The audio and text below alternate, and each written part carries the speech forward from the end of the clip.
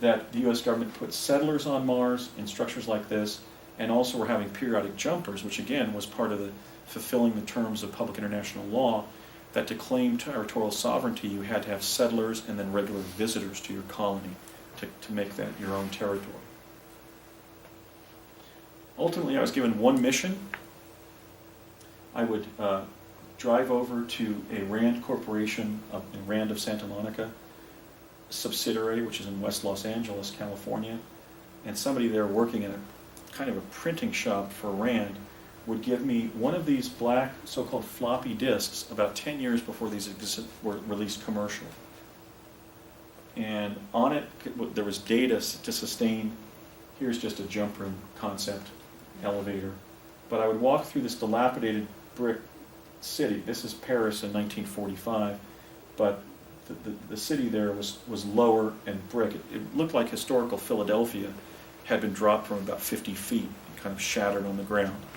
And I would walk through this with the data disk. I would walk through this dilapidated brick city, and remember seeing the little children of the second type of Martian, really cute in their long black caftans, looking out at me from behind vacant windows and doors and so forth. So what I was doing was taking that information to sustain the telecommunications post that had been placed in that brick building.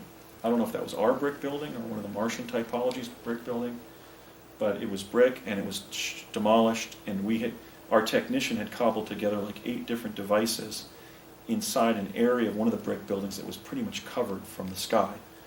And I would just arrive there, hand him the data disk, and he wouldn't even say anything. I'd say, well, I know you're not very talkative, but I do wish you the best here in your outpost. He just never talked to me. So what were the 3 typologies of Martians that I would ultimately encounter? I mentioned the first type. I have named them Homo Martis Terris, which basically means Earthman on Mars. The second is creepier. It has more of like the character that the German actor Max Schreck played in the 1922 classic silent film Nosferatu. This was Count Orlok, that he was actually a vampire in that movie. It's not exactly what the second type of Martians, the indigenous Martians that I've called Homo Martis Martis, or basically Martian men and women of Mars, but it's a little creepier than they actually look. They actually look a little cuter than this, or actually slightly cute, but kind of creepy at the same time. Their children are certainly very cute. But it's similar in the sense that he has an irregularly shaped dome on his head that we don't have. The face is longer from the crown to the bottom of the chin. The ears are sort of pointy. Some of them are horned, as we've long depicted demons and the devil himself.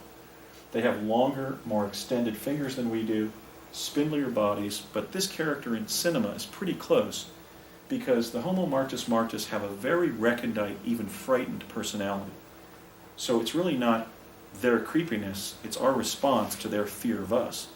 And if we're relatives of the Earthlings on Mars who colonized Mars before the solar system catastrophe in 9500 BC, they certainly have a right to have adapted into personalities in which they fear us, because it was members of our civilization that colonized their planet, for example, so that there was the liaison between Mars and Earth during the Egyptian, the high Egyptian civilization. In fact, Ross Curley of my organization, the Mars Anomaly Research Society, has found the image of a pharaoh either carved or stamped into a piece of rock or metal right on the Martian surface. So we have proven that the high Egyptian civilization was on Mars.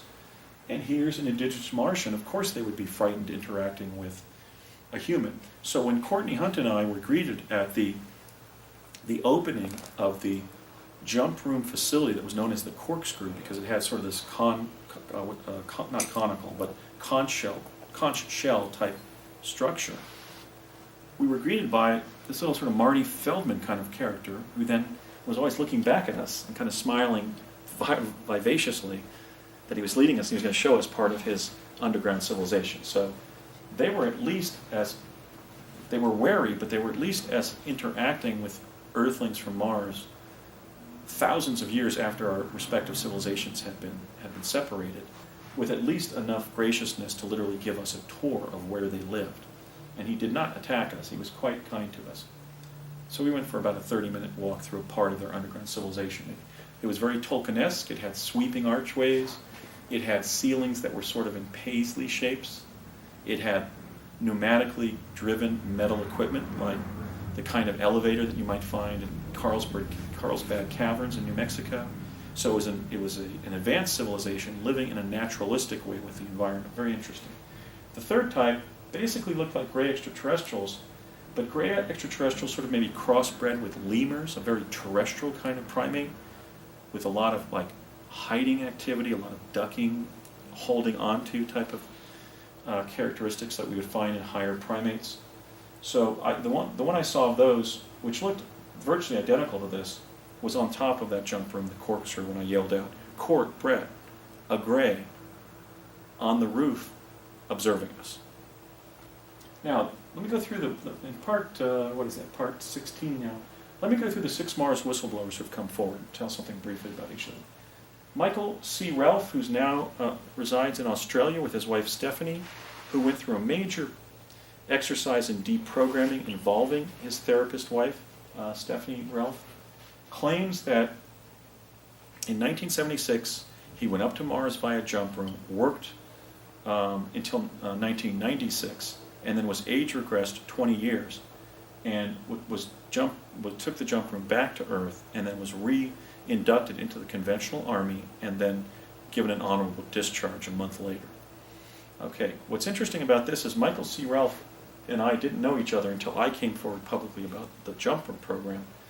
And I remember being age progressed as a child on Pegasus and then having the effect wear off. And here we have one of the Mars jumpers describing that it was a jump room that he used to Mars. And after living and working there at one of the U.S. facilities, was age regressed back to 20 years younger and then released from the military. I mean, that's double corroboration that I don't know how we would have made up not being in contact with each other. So the next whistleblower is Arthur Neumann, the Henry Deacon whistleblower from Project Camelot, who claims that sometime in the last several years he was sent to Mars via jump room by the Lawrence Livermore Laboratory, and he wants me to emphasize that he has never been employed by the CIA. And then myself, coming forward in 2009 at a conference that was at James Gilliland's sanctuary near Trout Lake, Washington. And then after I came forward publicly, Laura Magdalene Eisenhower, the great-granddaughter of President Dwight David Eisenhower and Mamie Eisenhower, First Lady Mamie Eisenhower, came forward and revealed in a set of interviews in the alternative media that in 2006 and 2007 she had been basically mistreated in this elaborate sort of manipulation of her to fall in love with a particular boyfriend who was then grooming her to accept the invitation to go to Mars. And as I said earlier, I think it's remarkable that Laura, as a member of the presidential family, and a very respected one at that, the Eisenhower dynasty, would, as such a family member, come forward so courageously. And then, of course, Brett Stillings, I've talked about him at length. He's a great friend. Now we have Bernard Mendez, who, when Brett and I had met, in real time recently, and we're talking to each other about the jump room training class, we were always talking about that 35-year-old guy over on our left with his military escort.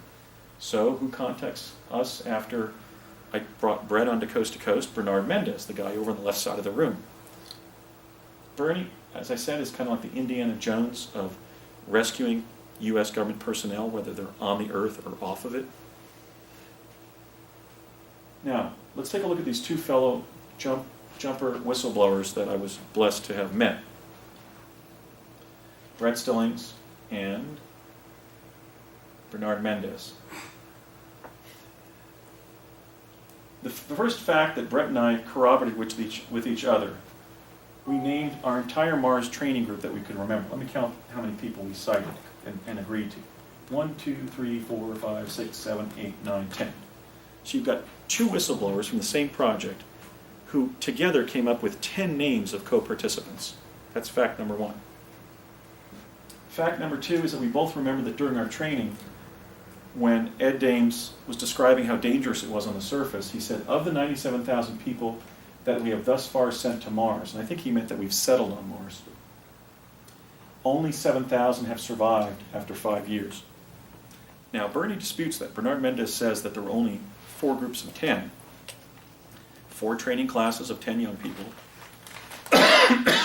and several other CIA-aligned people that we were sending up with them.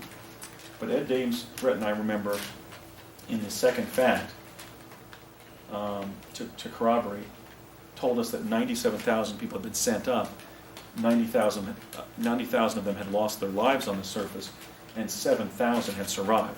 And so now we surmise that maybe he was telling us this so we would be vigilant on the surface about protecting our lives and the lives of our team members. He also remembered that when Ed Dames was talking, and I agree, that when Ed Dames was talking about predation, he said, so does everybody understand what I'm really saying here? Simply put, your task is to be seen and not eaten. In other words, your task is to be present on the surface, acclimating the Martian humanoids and animals to your presence, but making sure that one of the animals doesn't eat you. So Brett's come up with some highly specific data points from our training and from our experience. You remember on the surface, he was sitting at a table with his back to the entire horizon. I was standing in front of him doing like these 30-second looks here, and then 180 degrees to my right, and then I would step back kind of like this and look at whether there were predators there, and I felt exposed behind myself, so I would then turn and look over here every 30 seconds, just like somebody holding a rifle protecting, a group of soldiers in a war zone. And Brett had been sitting there for 3 minutes with his back to the whole horizon on this kind of stone picnic table type structure. And he remembers that I kind of took him to task. I was always kind of like playing the role of his older brother. And he says that I said, Brett, were you giving any training? And Brett said, what? What do you mean? And I said, 3 minutes have passed and you haven't looked around. So we were really trying to protect each other, really keep each other alive. So the next slide, please. We also remembered something that makes absolutely no sense. On Earth, when you enter an elevator, if you push a certain number, it'll take you to that floor. The door will close and it'll take you to that floor. But if you push the number of the floor you're on, it'll open to protect anybody from being injured by the elevator, being caught between the elevator and the elevator shaft. But Brett and I both remembered that to get home from the Mars jump rooms on Mars, we were pushing the number of the floor we were on, because some of these jump room facilities had almost like a mine shaft kind of elevator, like a mine elevator, where you had basically the box-like elevator on some level of the shaft. So if we went in and it was on level 5, and we had to push 5 to cause the doors to close, not remain open, for pushing the same number as the number of the floor. He remembers that after closing the door, by doing that, we were then instructed to look up at the ceiling at a 90 or at a 45-degree angle, and in a loud, clear voice, when they said, "Are you ready to return?" we were sort of shouting almost, "Ready to return." So Brett and I basically corroborated and remembered, and were able to dispel the possibility that we were part of some mind control experiment, or we were having a group dream or something, because we went back and we remembered the whole elaborate system for getting home in the jump room via the jump room on Mars. Similarly, Bernie remembered several of the more difficult facts that we've had to grope with, grasp, analyze regarding our trips to Mars. One is, and this is very strange, Bernie and Regina came over to my dorm at UCLA, and Bernie had a backpack on his back and green pants, and he had a green sweater over his upper torso that created a hump basically in this green sweater. And I said, "Bernie, what's the deal? What are you wearing? You look like a turtle." I was just teasing him, trying to loosen him up. And Bernie's from Staten Island. He still lives there. And he reminded me, right after he contacted me after 30 years, that I had once alleged that he looked like a turtle. And I think that's kind of a highly specific personal kind of issue that could not just be made up or falsely remembered after 30 years. So that was fact number one that corresponded. I said, "Yeah, I remember that, Bernie. I didn't mean to. I wasn't picking on you. I was just saying that, you had a hump on the back of this green sweater." Okay, second one was, we remembered that during a jump that we took, the one where I referred to him as looking like a turtle when he showed up at the dorms, that we went on a night run with Regina Dugan, and here in this PowerPoint I had written another woman. I now have the permission of the Eisenhower family to reveal that was Mary Jean Eisenhower, President Eisenhower's granddaughter, namely the aunt of Laura Magdalene Eisenhower. So there was family involvement. Raymond F. Bashago and his son Andrew Bashago, Thomas J. Stillings and his son William Brett Stillings, and Mary Jean Eisenhower, who would go on to be the president of the People-to-People Ambassador Program, that second-level diplomacy agency that her grandfather founded, and her niece, Laura Eisenhower. And I'm sure other family members were involved in that way, because after all, they were going to be moving towards a colony on Mars, and I think they were involving people in different ways so that ultimately there would be family integrity if they then wanted to bring more members of the family into the colony. For example, Laura was invited, when she was invited to go up in 2006 and 2007, they were trying to get her to consent to bringing her two then 10-year-old twin boys with her.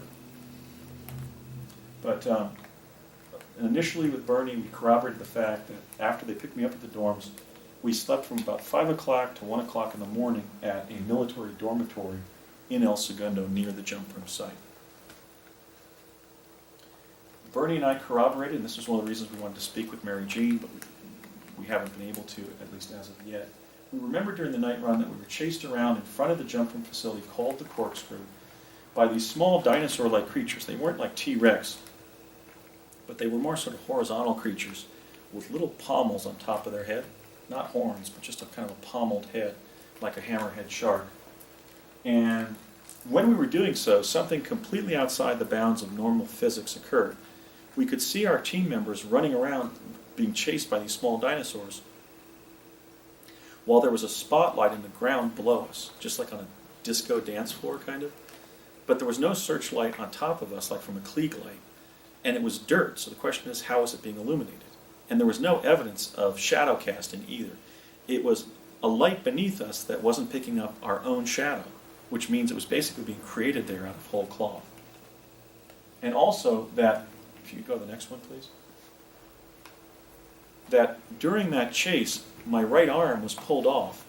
And when I got to the debriefing that was held, with Regina and I being debriefed by Major Dames and Bernard Mendez, at the debriefing room in the sub-basement of the El Segundo jump room site, somehow the arm that had bitten off then had already been reattached or had materialized back on my arm.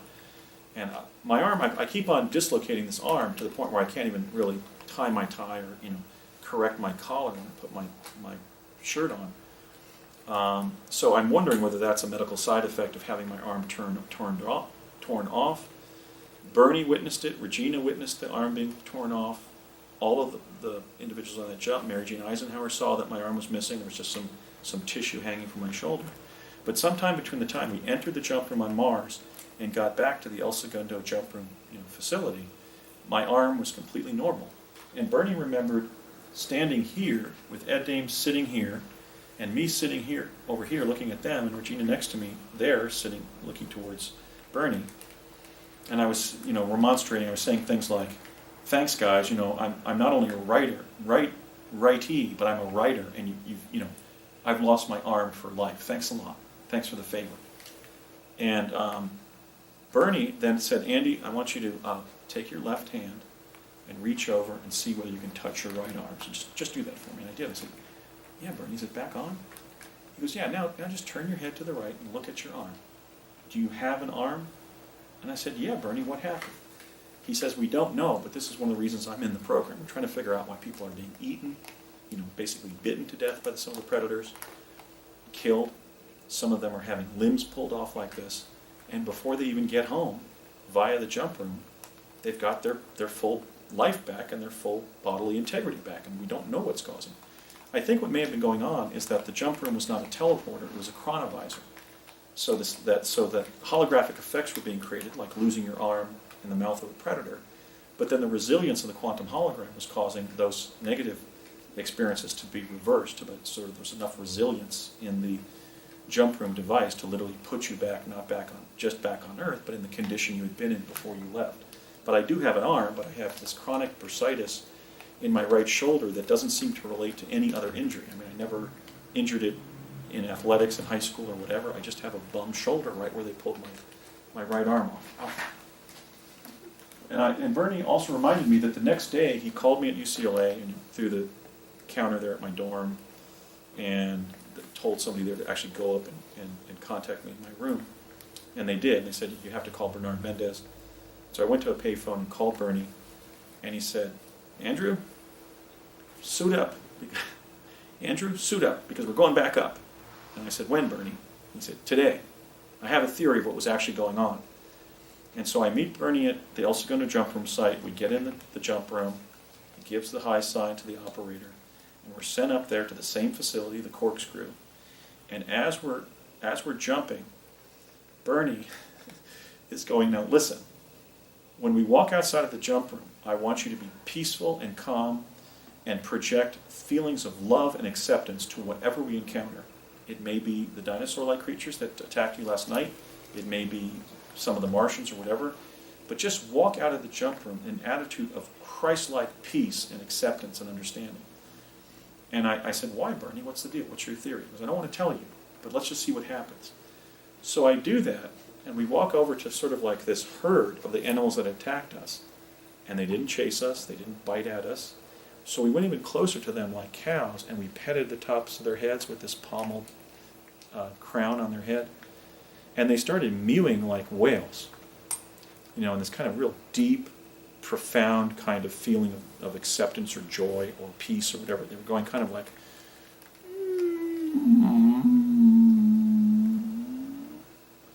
as we were petting them. And then Bernie said, let's go home. And he said, I think what this experience on Mars is telling us, that whatever we project into the cosmos, it'll feed back. We've been in some kind of solipsistic loop. When we brought our fear up there, they attacked us. But when we brought peace and understanding up there, they let us pet them, because they realized that we weren't going to do them any harm. So he said, this is a major finding. And I also think we're clearly in some kind of artificial environment, because how elsewise could we see you lose your arm and have it be back on your shoulder by the time you got back to El Segundo? So Bernie and I corroborated that right after he contacted Brett and I. Bernie's a pretty remarkable man. Among his past associates were Howard R. Hughes and President Nixon, who, as I mentioned yesterday, may have lost his presidency in the Watergate scandal because he was trying to police the abuse of time travel to create large billion-dollar fortunes. And Bernie also corroborated the involvement of Obama, Dugan, my dad, and the time when he and I met Admiral Stansfield T. Turner, who had just served as the Director of Central Intelligence for President Carter, before we started jumping in '81, now into the early first Reagan administration. Stansfield Turner came out of one of the jump room facilities and walked over to Bernie and I said, do you remember how I said, oh, it's Peter Byrne, the Bigfoot hunter, kind of as a joke? Because Admiral Turner had like a pith helmet, a cravat, and like a tan short sleeve shirt, shorts, and hiking boots. He looked like a kind of a mountain climber. And he said, hi gentlemen, Stan Turner. And so we know that this former Director of Central Intelligence went up and was one of the jumpers. Bernie also, for my benefit, I'm deeply grateful for it, recounted the fact that my dad was sort of an acquaintance of his who was frequently speaking with him as a result of being on the project together. And he revealed to me that my dad really desperately wanted to go up and do a co-jump with his fifth child.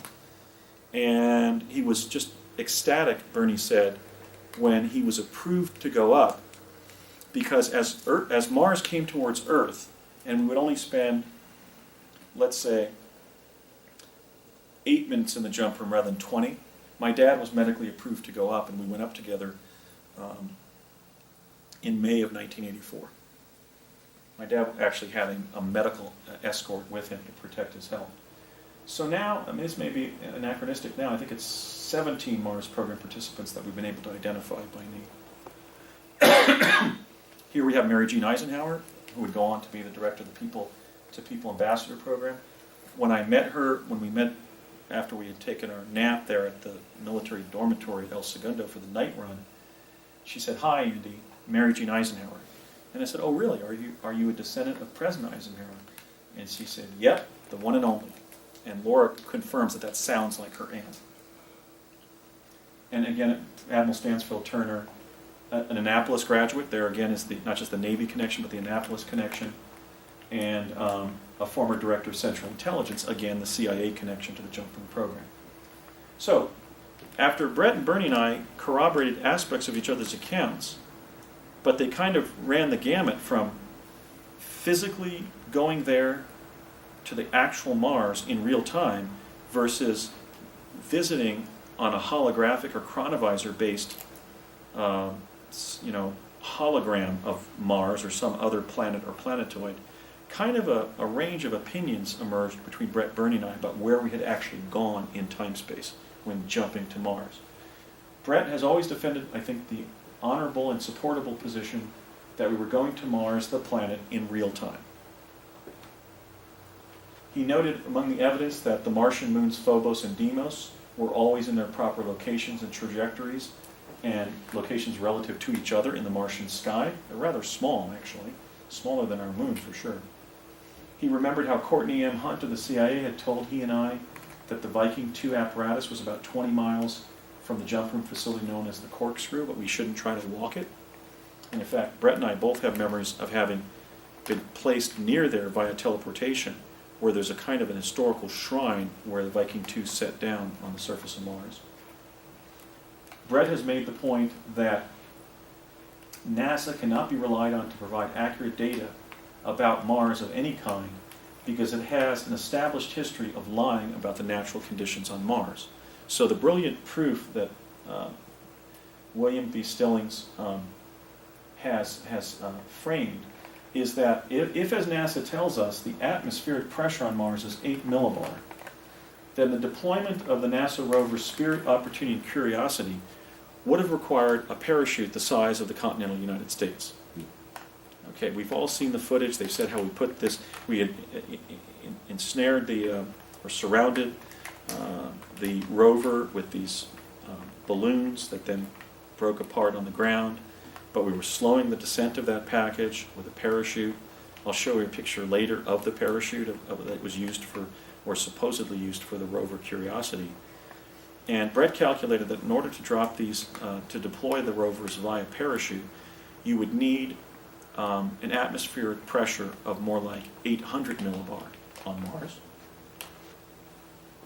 Here's the parachute that was used to put Curiosity on the surface of Mars. It certainly doesn't look like the size of the continental United States, which would be needed for 8 millibar pressure. You know, with that little pressure against the parachute, you have so many less molecules of air that air would have to literally stretch across the entire country to be used for resistance to the parachute. So there we have it, the one that was being published when Curiosity was launched. Bernie, for his part, noted the time when we were chased by the dinosaurs and I got my arm back, and the weird lighting effect. And then an event that we call the causal loop, where one of our members got killed, and we went back to El Segundo, but then back to retrieve his body. And the same event scenario unfolded 3 times, basically a causal loop, where in the second and third repetition of the same event scenario, we had the consciousness that we had previously been in the first and then the second event scenario. So it was like extended deja vu with knowledge of what we had just done, and had just done the same thing before. So I asked him, Bernie, what should we call it? And he said, well, we should have a word that means that it was just constructed artificially and that involves some kind of advanced quantum engineering. And I said, how about synthetic quantum environment to create an artificial holographic planetary domain? And he said, that's it. So what Bernie has been stating for a long time and defending is that we weren't going to Mars, we were going to basically SQE subnotation Mars, an artificial environment, not the natural one. In support of that premise, he's noted that Mars was out of position when most of the jumps took place, that Mars' atmosphere is deficient in oxygen to sustain human life, but that's not true because we have blue skies there, which I spoke of before they were found by Mars anomalies. That the gravity on the surface was stronger than it would have been on Mars. In fact, he was correct. If Mars is 40% of the mass of Earth, the average adult male takes a 3-foot stride. So I and Brett and Courtney Hunt and so forth, my father, if Earth is 2.5 times more massive than Mars, the normal stride of 3 feet on Earth should have resulted in 7.5 feet of travel on Mars.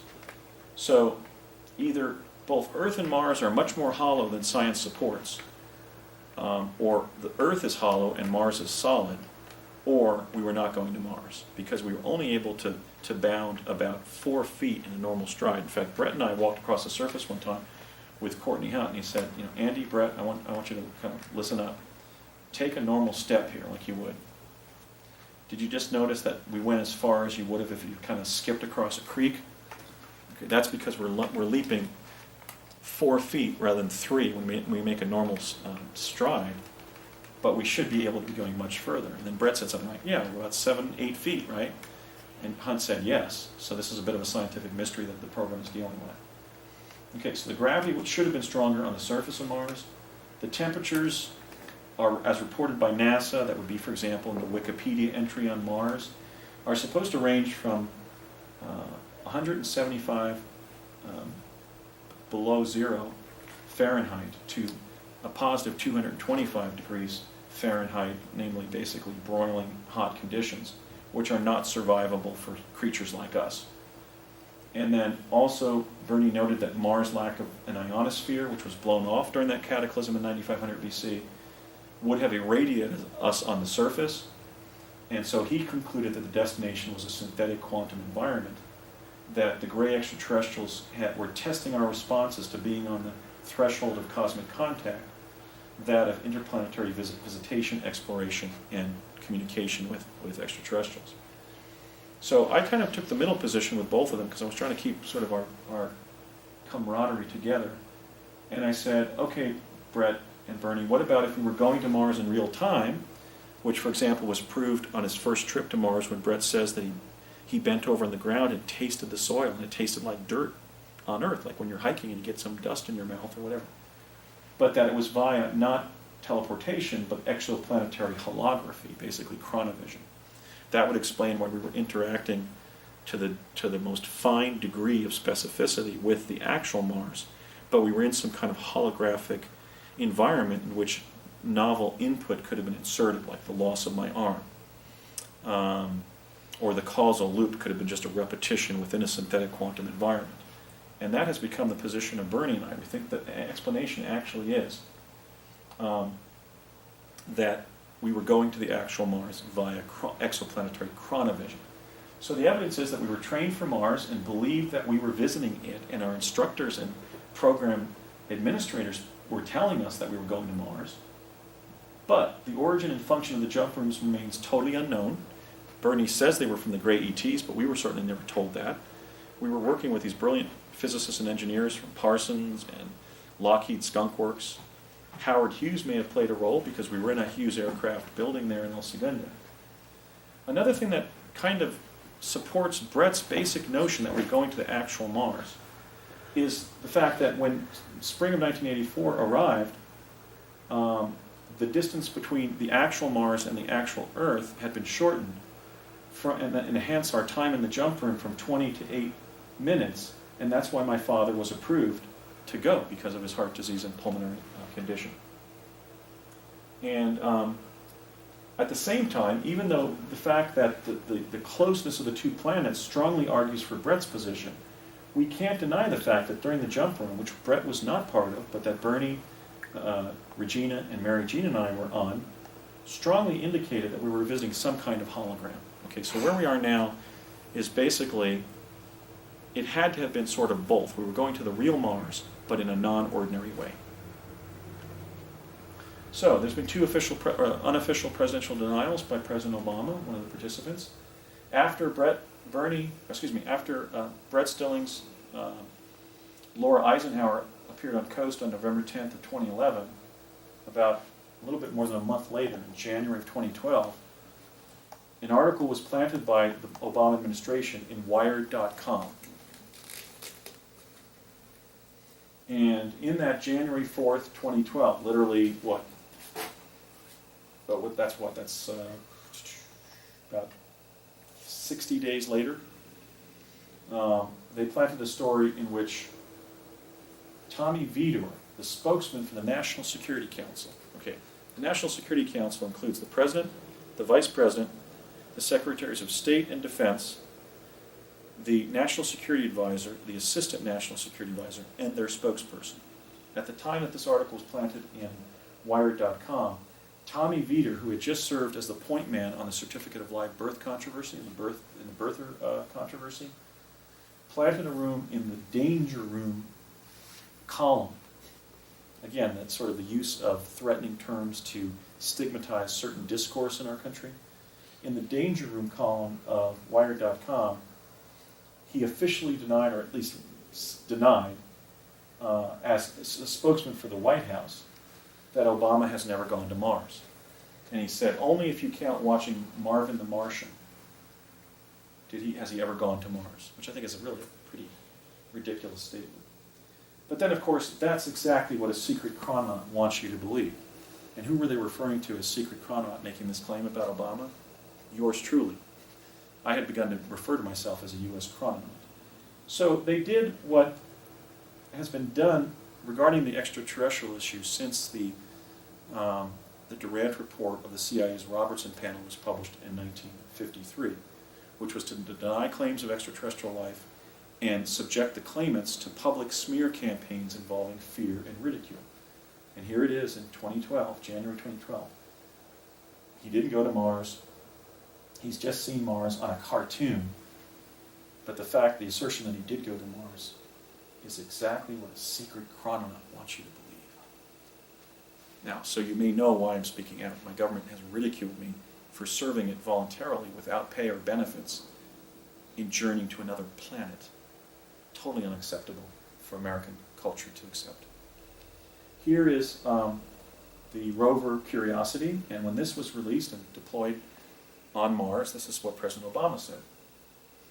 As quoted in the Los Angeles Times on Montauk Day of August 13th of 2012, isn't that interesting? The time, in other words, between 1943 and 1983, when the Philadelphia experiment supposedly opened up a tunnel that led to Project Montauk being founded on August 13th of 1983, while we were jumping to Mars. He said, and I thought this was an extremely conceited statement, but I have to quote it because it's what his response was to the deployment of the rover Curiosity, now 8 months after the Wired.com piece. If in fact you do make contact with Martians, please let me know right away.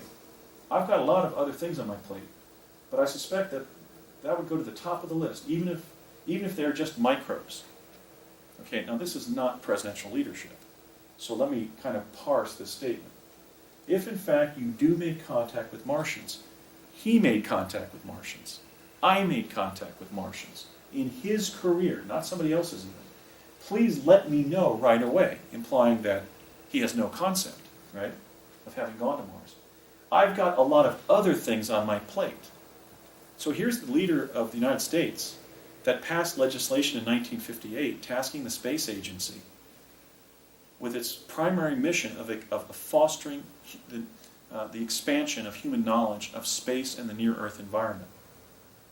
Saying that he's got a lot of other things on his plate, like, this Mars stuff should be dissed.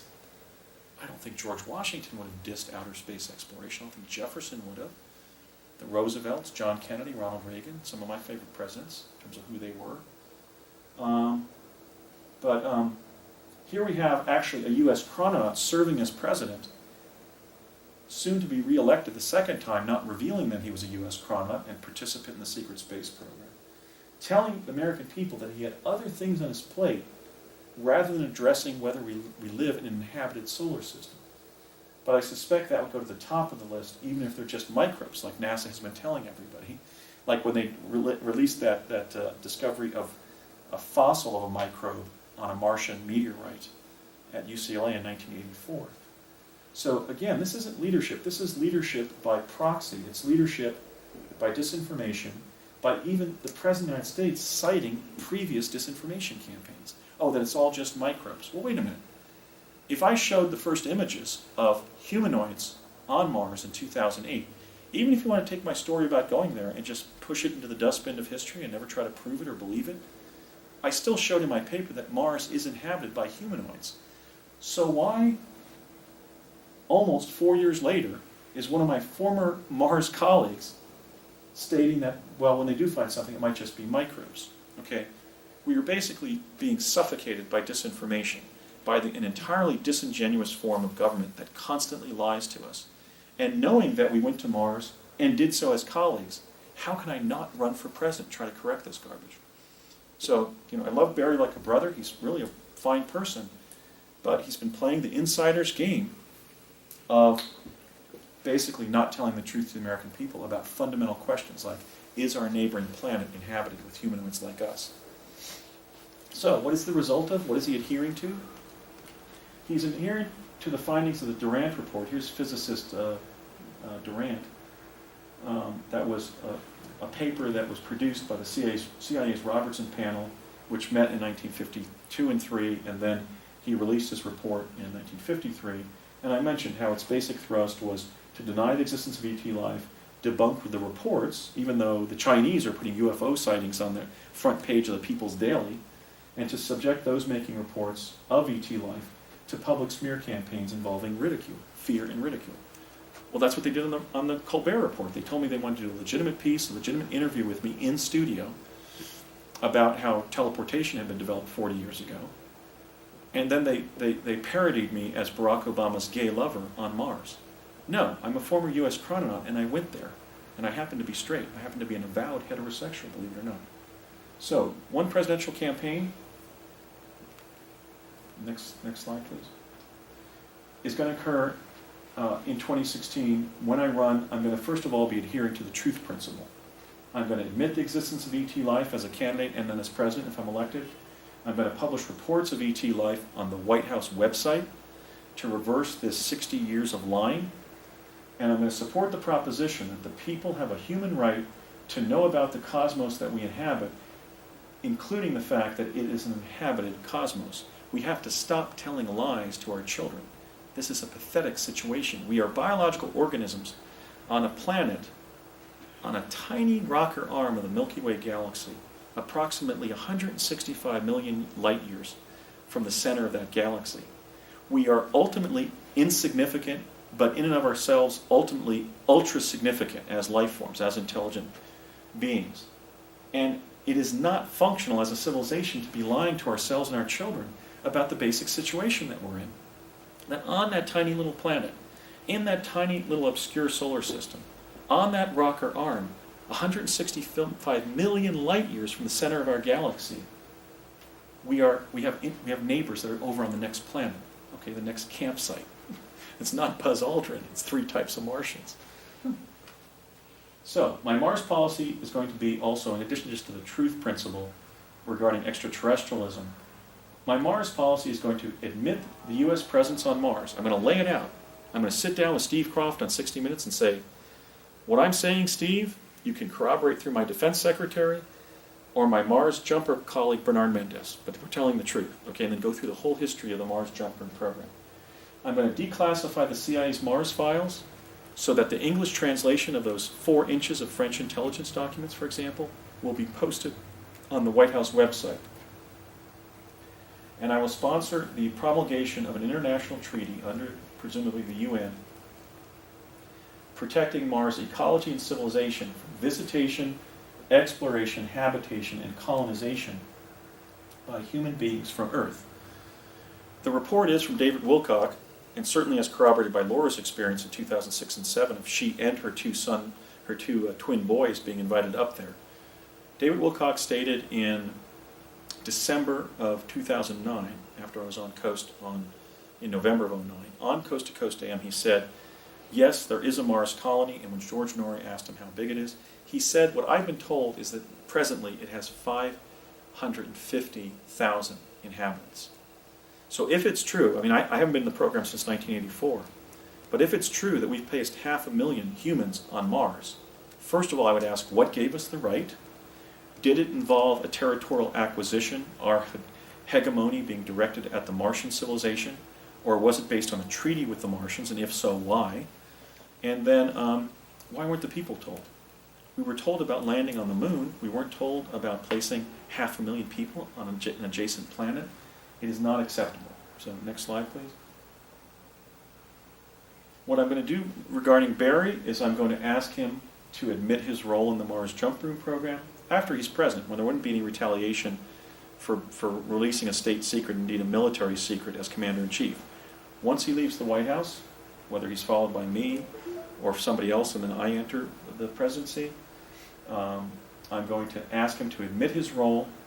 I'm going to ask him for a joint appearance where we'll talk about our experiences in the Mars Jump Room program. And I'm going to ask him to appear with me at the College of the Siskiyous to give complimentary speeches on space exploration as the destiny of the human race, not something to be concealed, and then to give all living Mars jumpers the Space Medal of Honor. Brett and I were told by Courtney Hunt, and he by his father also, that all of us secretly earned the Congressional Medal of Honor. And I said, Brett, that's for like valor in combat. He said, but that's what I was told. And I said, you know something? That's what I was told, that we actually were secretly, like an affidavit was placed in our file that said we had been awarded the Congressional Medal of Honor. I think it was probably evolved into the Space Medal of Honor. But of all of us who went there, whether it was the actual Mars or a synthetic quantum environment, we were leaving Earth. I mean, the jump room was taking us someplace in time-space. And yet we weren't paid, we weren't benefited, we received no military decorations, and we were involved in something that could have urgently caused us to lose our life. And so just to recognize those who have served, I'm going to ask the General Accounting Office to give me a list of everybody who served, and then we're going to decorate them there with Obama and I pinning their medals on their chest. So, to do that, I have to win in my campaign of Andy 2016, A Time for Truth. And so, just as it was a cosmic privilege for me to serve in Project Pegasus in the Mars Jump Room program, I hope that in the wisdom of the American people, I'm given the cosmic privilege to serve as their president, and I would ask you for your support. So thanks very much for coming today, and now maybe we should take a short break and then maybe open up the room for questions. So thank you for coming and for hearing this true story.